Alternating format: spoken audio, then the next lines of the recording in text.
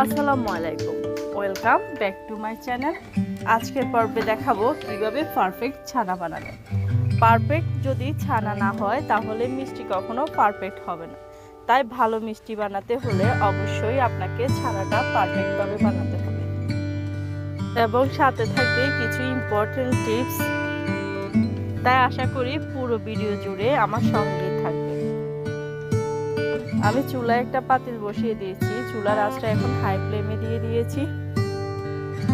আমি এখানে half cup পরিমাণ পানি দিয়ে দিচ্ছি।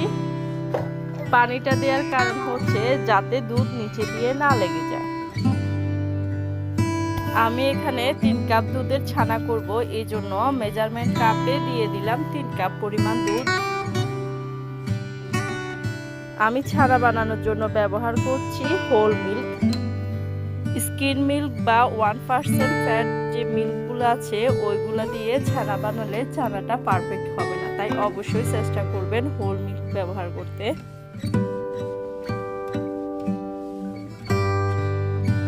আমি দুধের সাথে দিয়ে দিচ্ছি 1 টেবিল চামচ ঘি।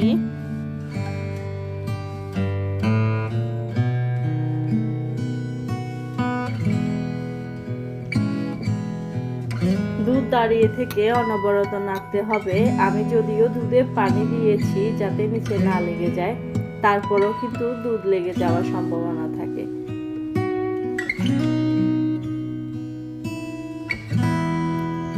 দুধে বলক ফুটতে শুরু করছে, এই পর্যায়ে আমি দিয়ে দিব 1 কাপ পরিমাণ ঠান্ডা পানি। পানি দিয়ে দুধটাকে আগে একটু হালকা ঠান্ডা করে নিব, এরপরে অ্যাড করে দিব ভিনেগার। তাহলে ছানাটা আর ড্রাই হয়ে যাবে না। এখানে এখন দিয়ে দিব 4 টেবিল চামচ ভিনেগারের সাথে 1 কাপ পরিমাণ পানি। এখন একটু একটু করে ভিনেগার অ্যাড করব, একসাথে সবগুলো ভিনেগার দিয়ে দিব না। আমি একটু একটু করে ভিনেগার দিয়ে দেখতেছি। যখনই দেখব যে ছানা হয়ে পানির কালারটা সবুজ হয়ে আসবে তখন আমি আর ভিনেগার অ্যাড করব না। দেখুন এখন ছানাটা আলাদা হয়ে পানির কালারটা সবুজ হয়ে এসেছে। যখনই দেখবেন এরকম সবুজ হয়ে আসবে তখন আর ভিনেগার দিবেন না। ভিনেগার অ্যাড করার সময় চুলা বন্ধ করে দিয়েছি। ছানাগুলো ঢালার জন্য একটা ঝাঁঝরি নিয়েছি। এখানে একটা পাতলা সুতি কাপড় দিয়ে দিব। যে কোনো ধরনের সুতি কাপড় দিলেই হবে, সেটা যে একদম সাদা হতে হবে এমন কোনো কথা নাই, যে কোনো কালারের সুতি কাপড় হলেই হবে। আপনারা চাইলে টক দই বা লেবু দিয়েও কিন্তু ছানা কাটতে পারেন, তবে আমার কাছে ভিনেগার দিয়ে ছানা কাটাটাই বেশি সহজ মনে হয়। এখন ভিনেগার দিয়ে ভালো করে ছানাগুলোকে ধুয়ে নিব। হাত দিয়ে ভালো করে ধুয়ে নিতে হবে যাতে ভিনেগারের কোনো প্রকার গন্ধ না থাকে।